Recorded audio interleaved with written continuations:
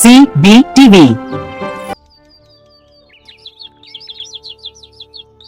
মনপুরা নামে একটি গ্রাম ছিল। এই গ্রামে বসবাস করত এক গরিব কৃষক ও তার ছোট্ট পরিবার। নাম তার আরিফ। টাকা কম থাকলেও তা ছিল বেশ বড়। কিছুদিন যাবৎ বৃষ্টি হচ্ছে না বলে সে খুবই চিন্তিত। এই ছোট্ট জমিটুকুই আমার একমাত্র ভরসা। এর বাইরে আমার পরিবার চালানোর মতো আর কিছুই নেই। যদি এবছর বৃষ্টি না হয় তবে আমার সব ফসল নষ্ট হয়ে যাবে।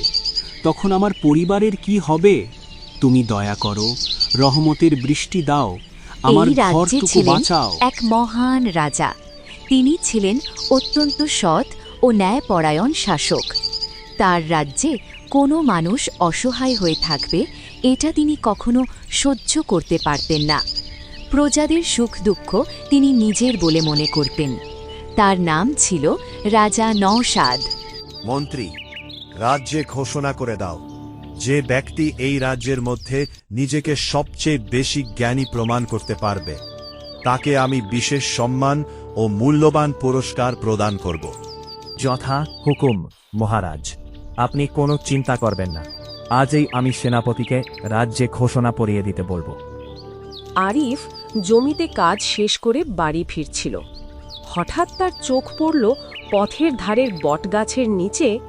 শুনুন শুনুন শুনুন, মহারাজ নওশাদের আদেশ। এই রাজ্যে যে ব্যক্তি নিজেকে সর্বাধিক জ্ঞানী প্রমাণ করতে পারবে তাকে মহারাজ নওশাদ নিজ হাতে সম্মাননা ও মূল্যবান পুরস্কার প্রদান করবেন। গিন্নি, ও গিন্নি, শুনতে পাচ্ছ? কি হলো? এত ডাকাডাকি করছো কেন? কিছু হয়েছে নাকি? আমি যখন জমি থেকে ফিরছিলাম তখন পথে এক আশ্চর্য কথা শুনলাম গিন্নি। আমি সেই প্রতিযোগিতায় অংশ নিতে চাই। আমাদের হাতে আর কোনো পথ নেই।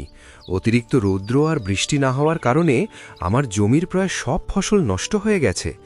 যদি এই সুযোগটুকুও হারিয়ে যায় তবে সারা বছর আমাদের না খেয়ে থাকতে হবে, হয়তো অনাহারেই দিন কাটাতে হবে। তাই মনে করি শেষ চেষ্টা হিসেবে আমাকে অংশগ্রহণ করতেই হবে।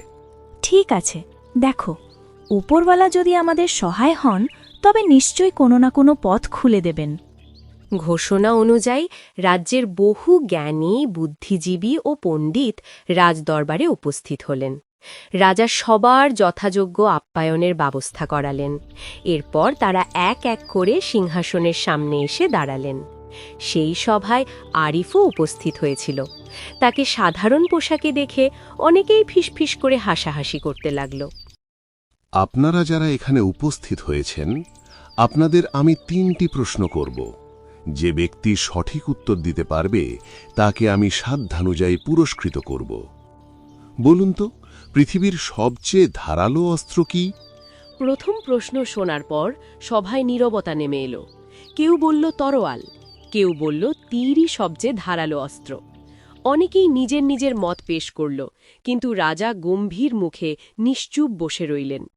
এমন সময় আরিফ কিছুক্ষণ গভীরভাবে ভেবে মাথা তুলে বলল, মহারাজ, এর উত্তর হবে জ্ঞান। কারণ যাকে অস্ত্র দিয়ে পরাস্ত করা যায় না তাকে জ্ঞান দিয়ে পরাস্ত করা যায়। তরোয়াল শরীরকে আঘাত করে, কিন্তু জ্ঞান মন ও অজ্ঞতাকে জয় করে। আরিফের এমন সুন্দর ও প্রজ্ঞাপূর্ণ উত্তর শুনে রাজা অত্যন্ত আনন্দিত হলেন। কিন্তু দরবারের অন্য সবাই বিস্ময়ে একে অপরের মুখের দিকে তাকিয়ে রইল। রাজা মৃদু হাসলেন, তারপর গম্ভীর কণ্ঠে তার দ্বিতীয় প্রশ্নটি উপস্থাপন করলেন। আচ্ছা, এবার বলুন তো, পৃথিবীর সবচেয়ে বড় সম্পদ কি? প্রশ্নটি উচ্চারিত হতেই দরবার আবারও নিস্তব্ধ হয়ে গেল। আগেরবারের মতোই এবারও সবাই নীরব হয়ে রইল। কেউ স্পষ্ট করে উত্তর দিতে পারল না। কিছুক্ষণ গভীর চিন্তা করার পর আরিফ ধীরে ধীরে মাথা তুলে আত্মবিশ্বাসী কণ্ঠে বলল, মহারাজ, এর উত্তর হবে শান্তি। কারণ শান্তির জন্যই মানুষ সব কিছু করে, সে দুনিয়ার সুখের জন্য হোক কিংবা আখিরাতের কল্যাণের জন্য। মানুষের চূড়ান্ত চাওয়াই হল শান্তি। আরিফের এমন প্রজ্ঞাপূর্ণ উত্তর শুনে সবাই বিস্ময়ে স্তব্ধ হয়ে গেল। মনে হলো যেন তাদের মাথার উপর আকাশ ভেঙে পড়ল। রাজামশাইও আরিফের উত্তরে অত্যন্ত খুশি হলেন। এরপর তিনি তৃতীয় প্রশ্নটি উপস্থাপন করলেন। বলুন তো, এমন কোনো বস্তু আছে যাকে যতই ধোয়া হয় ততই সে ময়লা হয়? কিছুক্ষণ গভীর চিন্তায় ডুবে থেকে আরিফ ধীরে ধীরে মাথা তুলল। তারপর দৃঢ় কণ্ঠে বলল, মহারাজ, এর উত্তর হবে পানি। কারণ পানি দিয়ে যতই ময়লা ধোয়া হোক না কেন, সেই পানি ক্রমে ঘোলা ও কালো হয়ে যায়। তার কথা শেষ হতেই সভায় আবারও এক অদ্ভুত নীরবতা নেমে এলো।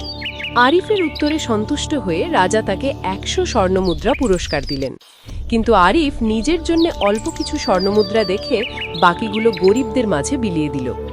এই খবর যখন রাজার কানে পৌঁছল, তিনি অত্যন্ত আনন্দিত হলেন।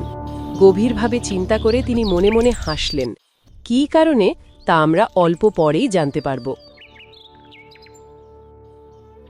কিছুদিনের মধ্যেই রাজামশাই হঠাৎ কঠিন অসুস্থতায় আক্রান্ত হলেন। দিনের পর দিন তিনি রাজপ্রাসাদের শয্যায় শায়িত রইলেন। সিংহাসনের চারপাশে নেমে এলো গভীর উদ্বেগ আর অজানা আশঙ্কার ছায়া। অবশেষে একদিন তিনি কাঁপা কণ্ঠে রাজ্য জুড়ে ঘোষণা দিলেন, অতি শীঘ্রই নতুন রাজা নির্বাচন করা হবে। এই সংবাদ ছড়িয়ে পড়তে সমগ্র রাজ্যে হাহাকার শুরু হলো। হাটে বাজারে পথে ঘাটে সবার মুখে একটাই প্রশ্ন, কে হবে পরবর্তী রাজা? এরপর এক শান্ত সকালবেলায় মহারাজ তার বিশ্বস্ত মন্ত্রীকে ডেকে পাঠালেন। মন্ত্রী বিনয়ের সঙ্গে তার সামনে এসে দাঁড়াতে রাজা ধীর চিন্তিত কণ্ঠে বললেন, মন্ত্রী, সেদিন যে প্রতিযোগিতার আয়োজন করেছিলাম তা কেবল জ্ঞান যাচাইয়ের জন্য ছিল না। আমার আসল উদ্দেশ্য ছিল আমার পরে কে এই রাজ্যের ভার বহন করার যোগ্য তা বোঝা। সেখানে আরিফ শুধু আমার প্রশ্নগুলোর সঠিক উত্তরই দেয়নি, আমি যে পুরস্কার তাকে দিয়েছিলাম তার অধিকাংশই সে গরিব ও অসহায়দের মাঝে বিলিয়ে দিয়েছে। এমন জ্ঞান, এমন দয়া আর এমন মন একজন শাসকের মধ্যেই থাকা উচিত। আমার বিশ্বাস পরবর্তী রাজার জন্য আরিফই উপযুক্ত। তাই আমি তার হাতেই এই রাজ্যের দায়িত্ব তুলে দিয়ে শান্তিতে থাকতে চাই। তুমি দ্রুত এক গণসমাবেশের আয়োজন করো এবং আরিফকে সম্মানের সঙ্গে ডেকে পাঠাও। যথাজ্ঞা মহারাজ, আপনার ইচ্ছাই আমাদের আদেশ। আমি এখনই গণসমাবেশের আয়োজনের ব্যবস্থা করছি এবং আরিফকে যথাযোগ্য সম্মানের সঙ্গে ডেকে পাঠাচ্ছি। রাজ আদেশ অনুযায়ী অল্প সময়ের মধ্যেই এক বিশাল গণসমাবেশের আয়োজন করা হলো। রাজপ্রাসাদের প্রাঙ্গণে সমবেত হলেন রাজ্যের উচ্চপদস্থ কর্মকর্তা, জ্ঞানীগুণী ব্যক্তি এবং অসংখ্য প্রজা। সবার চোখে ছিল কৌতূহল ও অপেক্ষা। আরিফও বিনম্রভাবে সেখানে উপস্থিত ছিল। মহারাজ ধীরে ধীরে সিংহাসন থেকে উঠে এসে সবার সামনে আরিফের মাথায় রাজমুকুট তুলে দিলেন। মুহূর্তের মধ্যে চারদিক করতালিতে মুখর হয়ে উঠল। তখন নতুন রাজা আরিফ সবার উদ্দেশ্যে নম্র কণ্ঠে বলল, আমি রাজা নই, আমি আপনাদের মতোই একজন সাধারণ মানুষ। একজন কৃষক মাটির কষ্ট বোঝে, তাই সে রাজ্যের কষ্টও বুঝতে পারে। আজ থেকে কৃষকদের কর অর্ধেক মাফ করা হলো। রাজ্যে আরও সেচের ব্যবস্থা করা হবে, যেন ফসল ভালো হয় এবং কেউ অভাব অনটনে না থাকে। মনে রাখবেন, রাজা হওয়া বড় কথা নয়, বড় মানুষ হওয়াই বড় ব্যাপার। যার হৃদয় বড় সেই প্রকৃত রাজা। জ্ঞান ও দয়ার শক্তি পৃথিবীর সবচেয়ে বড় শক্তি।